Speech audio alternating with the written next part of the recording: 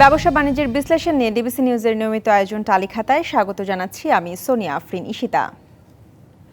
পুঁজিবাজারে অব্যাহত পতন ঠেকাতে রাষ্ট্রীয় মালিকানাধীন বিনিয়োগ প্রতিষ্ঠান ইনভেস্টমেন্ট কর্পোরেশন অব বাংলাদেশ আইসিবিকে সভরেন গ্যারান্টির বিপরীতে ৩,০০০ কোটি টাকার ঋণ অনুমোদন দিয়েছে কেন্দ্রীয় ব্যাংক। মঙ্গলবার বাংলাদেশ ব্যাংকের গভর্নর আহসান এইচ মনসুর এই অনুমোদন দিয়েছেন বলে কেন্দ্রীয় ব্যাংকের এক ঊর্ধ্বতন কর্মকর্তা জানিয়েছেন। পুঁজিবাজারের বর্তমান অবস্থায় এই ঋণ কেমন প্রভাব ফেলবে এইসব নিয়েই আমাদের আজকের আলোচনার বিষয়।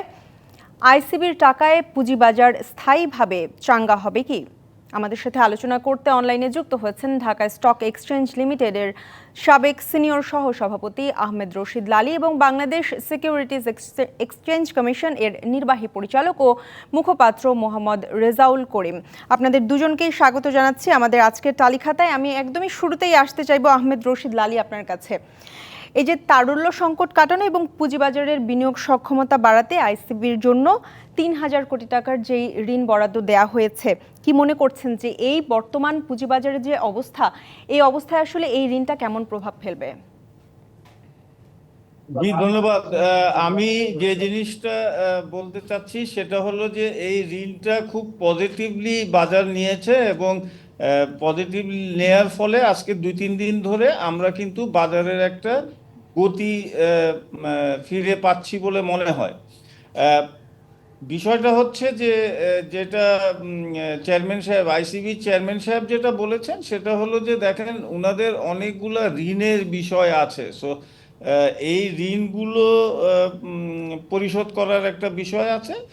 সো আমার কাছে যেটা মনে হয় যে ৩,০০০ কোটি টাকা টোটাল, ৩,০০০ কোটি টাকা হয়তো বাজারে আসবে না, কিছু কম আসবে।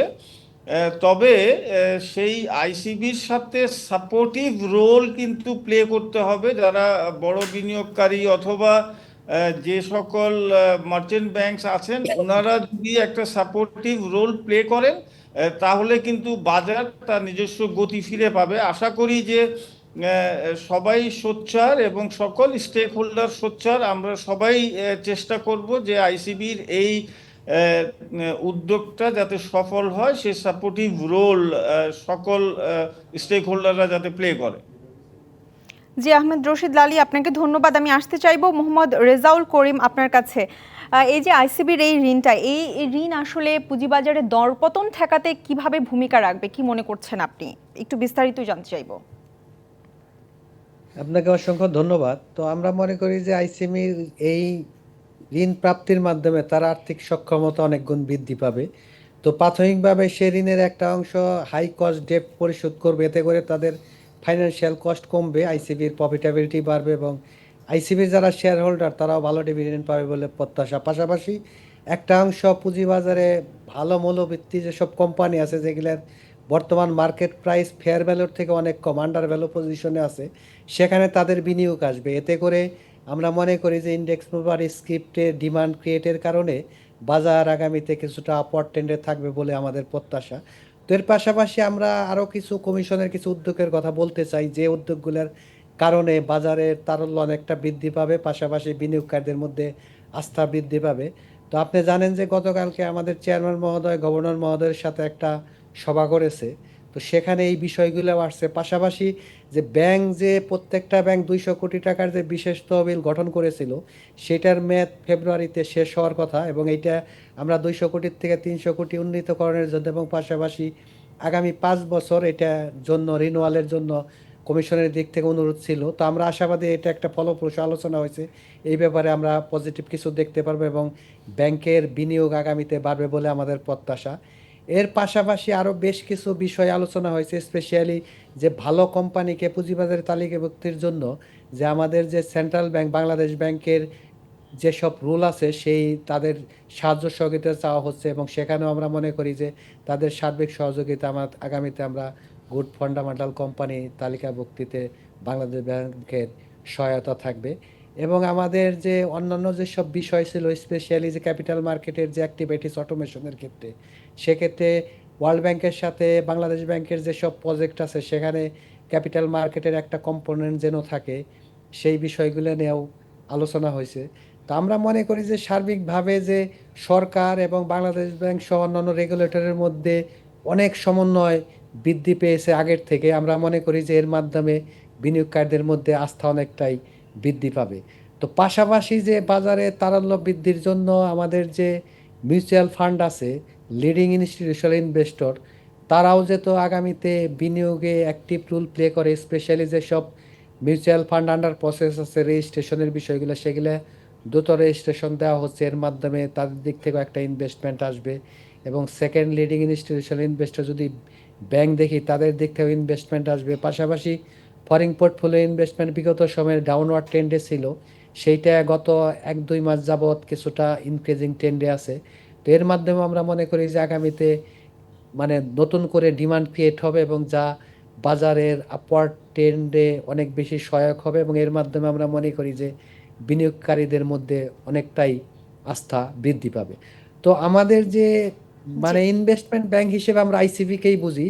তো বর্তমানে যদি আইসিবি খুব দ্রুত, আমরা আশাবাদী যে এই ফান্ডটা ডিসবার্সমেন্ট হয়ে যাবে, এবং এই ফান্ডটা পাওয়ার সাথে সাথেই আইসিবি অনেক বেশি সাপোর্টিভ রোল আগামীতে বাজারে প্লে করবে। এবং জি, আমরা মনে করি যে মোহাম্মদ রেজাউল করিম, আপনাকে অসংখ্য ধন্যবাদ। আমি এই জায়গায় একটু আহমেদ রশিদ লালী আপনার কাছে জানতে চাইবো যে কেন্দ্রীয় ব্যাংক আসলে আইসিবিকে যে ঋণটা দিল, আপনার কাছে জানতে চাই যে এই ঋণের বিপরীতে আসলে কি কি শর্ত, কি ধরনের শর্ত আসলে দেয়া হয়?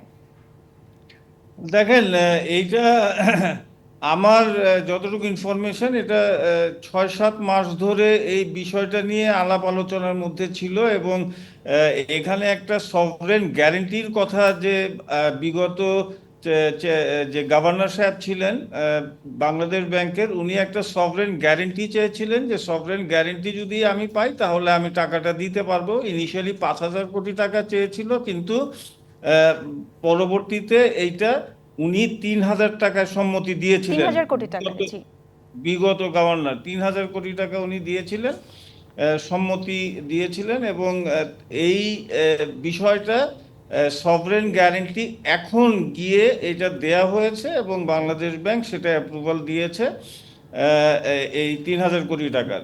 বিষয়টা হচ্ছে যে 3,000 কোটি টাকার সাথে কিন্তু সাপোর্টিভ রোল যদি সকল স্টেক হোল্ডার প্লে না করে, তাহলে কিন্তু এই 3,000 কোটি টাকা কোনো রোল কিন্তু সেই অর্থে প্লে করাটা উইল বি ডিফিকাল্ট। এখন বিষয়টা হচ্ছে যে দেখেন, কনফিডেন্সটার জন্য কিন্তু আরো অনেক কাজ করতে হবে। কনফিডেন্সটার জন্য কিন্তু নাম্বার ওয়ান কাজ যেটা করতে হবে, সেটা আপনারা জানেন যে বিএফআইইউ, হাই নেটওয়ার্থ কিছু ইনভেস্টরসরা আছেন পলিটিক্যাল বাদে। আমি কিন্তু পলিটিক্যাল যাদের ফ্রিজ করা হয়েছে সে কথা বলছি না, বাট ইনভেস্টর যাদের অ্যাকাউন্ট ফ্রিজ করা হয়েছে, বিএফআইউর সাথে একটা আলোচনা করে এই জিনিসটাও কিন্তু একটা সুরাহা করা অতীব জরুরি।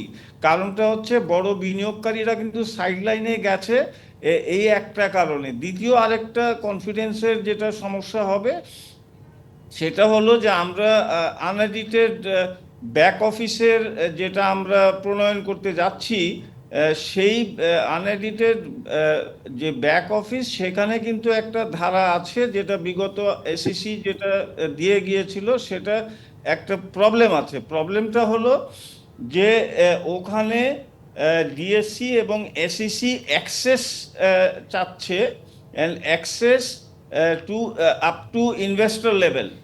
এখন এইটা কিন্তু ভয়াবহ হবে, কারণ প্রত্যেকটা বিনিয়োগকারী তার সিক্রেসি মেনটেন করতে চায়। এবং এখানে যে সমস্যাটা হবে সেটা হলো যে এসিসিও কিন্তু সমস্যার সম্মুখীন হবে। যদি কোনো সমস্যা হয় তাহলে এসিসি কিন্তু ইনভলভ হয়ে যাবে, কারণ ACC has got the access. So কাজেই এখানে কিন্তু একটা সমস্যা, এইটা দূর করা দরকার। আমি এসএসসি চেয়ারম্যান সাহেবের সাথে বলেছি জি। যে এই বিষয়টা একটু দেখবেন, যে ওই আইনের মধ্যে এই একটা প্রবলেম কিন্তু রয়ে গেছে। কারণ সিক্রেসি ছাড়া, দেখেন আমরা ট্রেড যে জি, ডেটাগুলো আহমেদ আছে। রশিদ লালী, আমরা এই বিষয়ে আরো জানবো, তবে সময় হয়েছে আমাদের একটি বিরতি নেবার। আপনারা দুজনেই সাথে থাকুন আমাদের। Thank you. বিরতি নিচ্ছি। ব্যবসা বাণিজ্যের বিশ্লেষণে ডিবিসি নিউজের নিয়মিত আয়োজন টালি খাতায় সঙ্গেই থাকুন। আবারও স্বাগত জানাচ্ছি ব্যবসা বাণিজ্যের বিশ্লেষণ নিয়ে ডিবিসি নিউজের নিয়মিত আয়োজন টালিখাতায়। টালিখাতায় আমাদের আজকের আলোচনার বিষয়, আইসিবির টাকায় পুঁজিবাজার স্থায়ীভাবে চাঙ্গা হবে কি। আলোচনা করতে আমাদের সাথে দুজন অতিথি অনলাইনে যুক্ত আছেন। আমি আবারও আহমেদ রশিদ লালী আপনাকে দিয়েই শুরু করতে চাই। বিরতির আগে আসলে কথা বলছিলাম যে কি ধরনের শর্ত থাকে এই ঋণের বিপরীতে। এখন আপনার কাছে জানতে চাই যে এই ঋণ যদি পরিশোধ না করা যেতে পারে তাহলে আসলে কোন ধরনের সমস্যা হতে পারে, এবং সেই সাথে আপনার কাছে আরও একটা জিনিস জানতে চাইবো যে কেন্দ্রীয় ব্যাংক তো নীতি সুদহার বৃদ্ধি করেছে, তো এই নীতি সুদহার বৃদ্ধির কারণে আসলে এই ঋণের উপরে কেমন প্রভাব ফেলবে? দেখেন, যেটা আইসিবি যে টাকাটা ঋণ পেয়েছে সেটা তো আর কমার্শিয়াল লোন হিসাবে পায় নাই। সো কমার্শিয়াল ব্যাংক থেকে লোন নিলে হয়তো 14-15% ঋণ নিতে হতো। কিন্তু বাংলাদেশ ব্যাংক যে ঋণটা দিয়েছে, যে 3,000 কোটি টাকা, এইটা তো কম সুদে সে পেয়েছে। পয়েন্ট ইজ নট দ্যাট, পয়েন্টটা হলো যে ডেফিনেটলি সুদ তাকে দিতে হবে 3,000 কোটি টাকার উপরে, এবং 3,000 কোটি টাকাও ফেরত দিতে হবে। সেইটা তার পোর্টফোলিও বিক্রি করে হোক আর তার অন্য ব্যাংক থেকে ঋণ নিয়ে যদি দেয়া লাগে সেটাও। ঋণ তো পরিশোধ করতে হবে, টাইম কতটুক পাবে সেটা হইলো কথা, কত দিনের জন্য এই ঋণটা দেয়া হয়েছে সেটা। এখন আপনার মূল বিষয়টা হচ্ছে যে দেখেন, ও যে 2,200 কোটি টাকা যে ঋণ পরিশোধ করবে অন্য কমার্শিয়াল ব্যাংকে, সেখান থেকে কিন্তু একটা ঋণ নেয়ার কিন্তু সে সুযোগ পাবে, ফার্দার ঋণ নেয়ার। এখন বিষয়টা হচ্ছে যে সে 6% বাংলাদেশ ব্যাংককে দিবে, আর এদিকে আবার দেখা যাচ্ছে যে কমার্শিয়াল ব্যাংক থেকে যদি সে ঋণ পরিশোধ করার পরে ফ্রেশ লোন যদি নেয়, তখন আবার কিন্তু কমার্শিয়াল ইন্টারেস্টটা অ্যাড হয়ে যাবে। সো কাজেই এখন it will all depend on তারা কিভাবে পোর্টফোলিওটা ম্যানেজ করে। তারা যত সুন্দরভাবে পোর্টফোলিওটা ম্যানেজ করতে পারবে তাদের জন্য তত ঋণ পরিশোধ করাটা সহজতর হবে। এইটাই হইতেছে মূল জিনিস। জি, অসংখ্য ধন্যবাদ। আমি মোহাম্মদ রেজাউল করিম, আমি আপনার কাছে জানতে চাইবো যে এই 3,000 কোটি টাকার যেই ঋণের সুবিধা, এই সুবিধাভোগীরা কিভাবে পাবে? তো আমি মনে করি যে থ্রি গ্রুপ অফ পিপুল এই সুবিধাটা পাবে, স্পেশালি যেহেতু এটা লালিভাই যেটা মানে সাবসিডাইজ রেটে সে ঋণটা পাবে, যে কারণে তার একটা ফাইন্যান্সিয়াল কস্ট সেভ হবে এবং এই অনুযায়ী তার প্রফিটেবিলিটি বাড়বে। এই ক্ষেত্রে আইসিবি নিজে এবং তার শেয়ার হোল্ডার তারা লাভবান হবে। পাশাপাশি যে এই ঋণের একটা উল্লেখযোগ্য অংশ সেকেন্ডারি মার্কেটে বিনিয়োগ করবে, পোর্টফোলিও ইনভেস্টমেন্ট করবে, এতে করে হাই ডিমান্ড ক্রিয়েট হবে এবং মার্কেট আপওয়ার্ড ট্রেন্ডে যাবে বলে আমাদের প্রত্যাশা। এবং মার্কেট বাড়লে অটোমেটিক্যালি যেসব ইনভেস্টর আছে, সাধারণ বিনিয়োগকারী, অ্যাজ এ হোল মার্কেট বাড়লে তাদের আনরিয়েলাইজ গেইন হবে অথবা রিয়েলাইজ গেইন হবে, তারা রিটার্নটা ম্যাক্সিমাইজ করতে পারবে। পাশাপাশি আরেকটা গ্রুপ ইন্টারমিডিয়ারি, আপনি যদি মার্কেট যখন আপওয়ার্ড ট্রেন্ডে থাকবে, বুলিশ ট্রেন্ডে থাকলে লেনদেনের পরিমাণ অনেকটাই বৃদ্ধি পায় এবং তাদের ব্রোকারেজ কমিশনের ইনকামটাও বেড়ে যাবে, স্পেশালি স্টক ব্রোকারের কথা যদি বলি।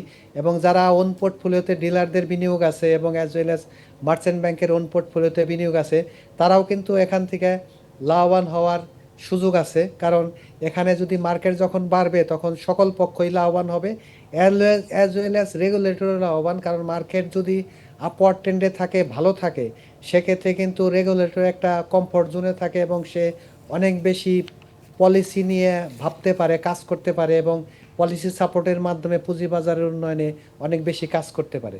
তো আমরা মনে করি যে আইসিবির এই মানে সাবসিডাইজ রেটে ঋণ প্রাপ্তির মাধ্যমে মানে পুঁজিবাজার রিলেটেড সকল স্টেক হোল্ডারই লাভবান হবে বলে আমরা প্রত্যাশা করছি।